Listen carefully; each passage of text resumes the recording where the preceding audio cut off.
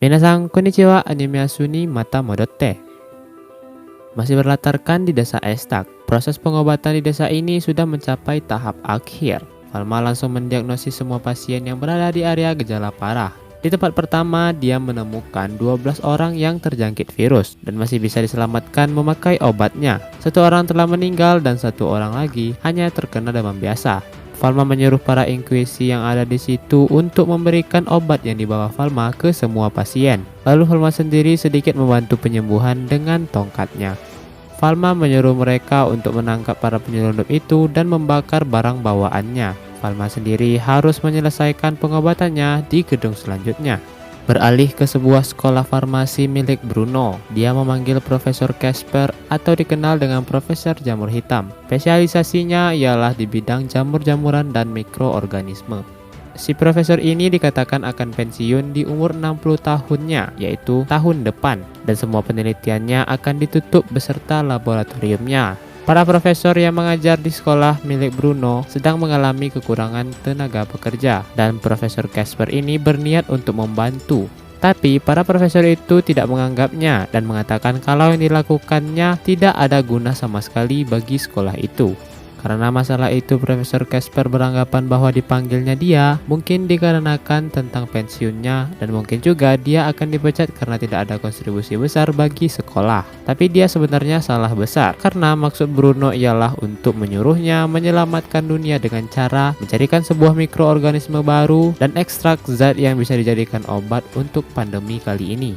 Bruno menyuruhnya untuk membaca sebuah surat, dan saat membacanya dia sangat terkejut dikarenakan tulisan yang ada di kertas itu ditulis sangat detail, dan dia menanyakan guru besar manakah yang membuat ini.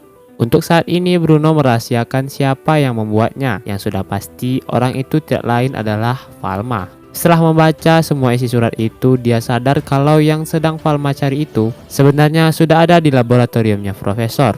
Bruno sangat senang karena dengan itu pembuatan obatnya tidak perlu memakan waktu yang lebih lama lagi. Beralih ke desa Estak, Falma telah menyelesaikan proses pengobatan di area gejala parah, dan karena terlambat diberi obat ada satu orang yang meninggal. Padahal para warga sudah siap mendengarkan berita duka, tapi berkat Falma korban ditekan menjadi sedikit. Sebelum Falma pergi menemui para penyelundup itu, dia berpesan agar membunuh semua tikus dan hewan penggerak lainnya, serta jangan keluar dari desa ini selama 2 minggu untuk menyempurnakan proses pengobatan karena desanya telah dilindungi dengan teknik sucinya Falma. Dan Falma langsung menemui para penyelundup itu lalu menanyakan apa saja barang bawaan mereka dan berapa orang kalian semuanya. Para penyelundup itu menjelaskan semuanya, dan ada satu barang bawaan yang diduga pembawa wabah itu, yaitu mereka membawa hewan sejenis tupai dari Pulau Pante yang diperintahkan oleh seseorang. Tidak hanya barang bawaan hewan yang Falma curigai, yaitu juga ada 5 orang kesatria suci. Kesatria suci adalah pasukan pengguna teknik suci yang melayani keluarga istana atau bangsawan. Jadi sangat mustahil kesatria suci mengawal para rakyat biasa. Hal itu menandakan ada yang tidak beres dan rencana jahat dari mereka. Lalu Bruno menyampaikan informasi penting yang baru dia terima kepada Ratu, bahwasannya ada penyelundupan di desa Estak dan telah terjadi penyebaran wabah, dan kemungkinan orang tersebut memang ingin menyebarkan wabah ini ke kerajaan. Dan Ratu pun langsung menyuruh menterinya untuk mengetatkan lagi penjagaan dari kota Merseiru ke ibu kota. Di tempat lain, Pierre menerima sampel dari bawahannya untuk dilihat langsung olehnya. Tapi pada saat pengetesan melalui mikroskop, dia menemukan sampel yang sama seperti wabah pes berbahaya itu. Mereka langsung bergegas untuk mengarantina dan mengobati orang tersebut. Dan di saat yang bersamaan ada serangan musuh yang menerobos gerbang. Lalu Pierre kembali untuk mengamankan obat-obat yang dipercayakan Falma kepadanya. Karena kalau tidak, persediaan obatnya itu akan habis dan kondisi semakin runyam. Para penerobos tersebut adalah kesatria suci yang dimaksud, dan dia ternyata membawa sebuah kotak yang berisi tupai putih yang bisa terbang. Dia melepaskan tupai itu supaya menyebar di seluruh penjuru ibu kota.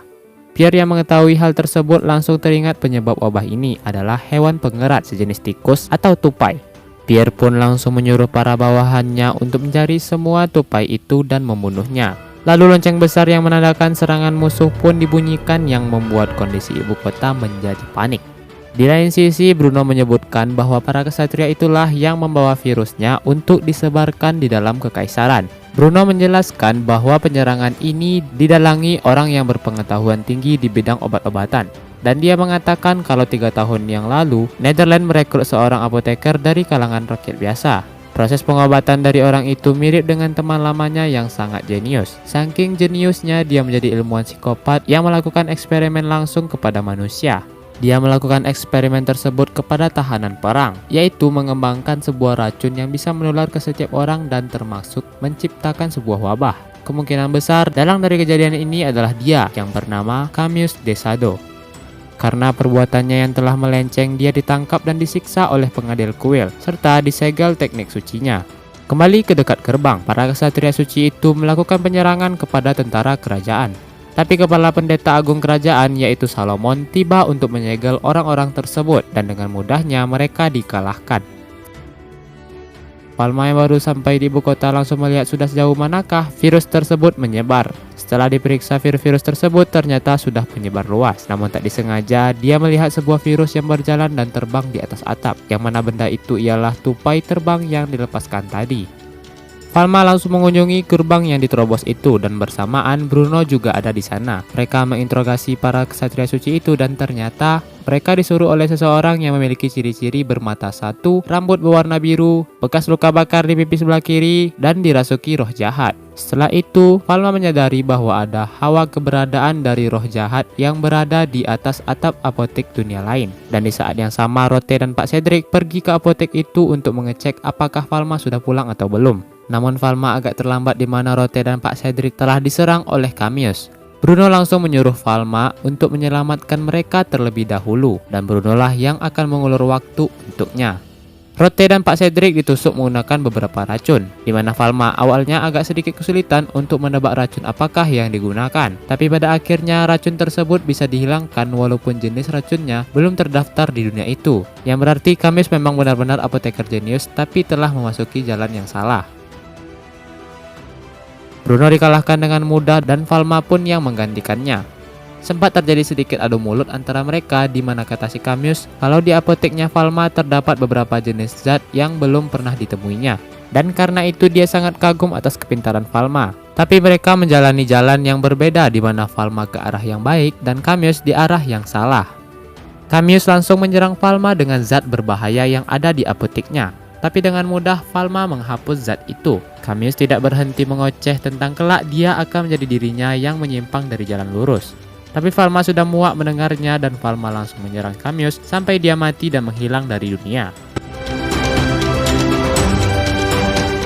Tanpa sadar Falma melepaskan salah satu kekuatan tongkatnya, yaitu suaka pemurnian yang bisa memurnikan arwah jahat dan wabah. Dengan begitu, akar dari wabah itu telah dimusnahkan dan wabahnya juga sudah mulai menyurut. Perbaikan kota pun berjalan lancar, serta vaksin untuk wabah menular pun telah selesai oleh Profesor Casper. 2 bulan pun berlalu, Ratu mengumumkan bahwa pandemi telah berakhir dan semua orang menjadi bahagia kembali. Apotek Falma yang sempat tutup pun telah buka seperti biasa lagi. Tamat, ending yang sangat membahagiakan. Pesan yang kita ambil dari anime ini yaitu ketika dikaruniai ilmu pengetahuan yang banyak dan otak yang cerdas, pakailah untuk suatu hal yang baik. Janganlah sekali-kali menyimpang dari jalan tersebut. Dan saya narator dari Anime Asu pamit undur. Mite kurete, hontou ni arigatou gozaimashita, otsukare sama deshita, mata kondon ne.